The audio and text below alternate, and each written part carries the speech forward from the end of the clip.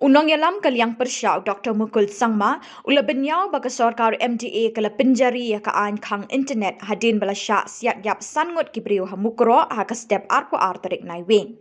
U Dr. MUKUL sangma ula ongru bah ka por jang u ba ubat kum menteri rangpa umpat jukhang ya ke internet ka bade ka wei ni kijingdan kam ba kong santam ha ka ni ka juk benta. Is that we are all responsible citizens. Well, when we talk about responsibility, we also have people. There will be black sheep. We will have to be always vigilant. Have we not run government before? Why is it that every time whenever such incident happens, there's a knee-jerk reaction from the government depriving us of our own rights, shutting down internet, and crippling us from our communication? We have never done it. I had the privilege of not just being the chief minister, but also I have been the minister, then deputy chief minister in charge of home, etc. We have never resorted to this. Even when I had the privilege to lead the government as the chief minister, we never resorted to this. We never deprive our citizens from their rights.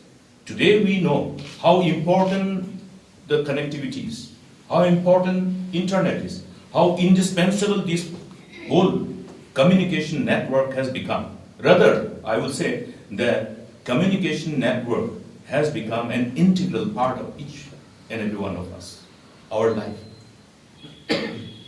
So therefore, this only shows that this government has no wherewithal to understand and comprehend as to how to deal with this situation. And in the process, what is happening is that they're only escalating the situation.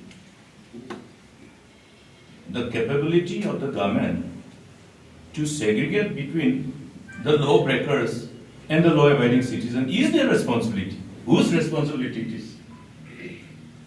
Just because there are bound to be some elements who will obviously resort to certain amount of lawlessness. What about the law-abiding citizens?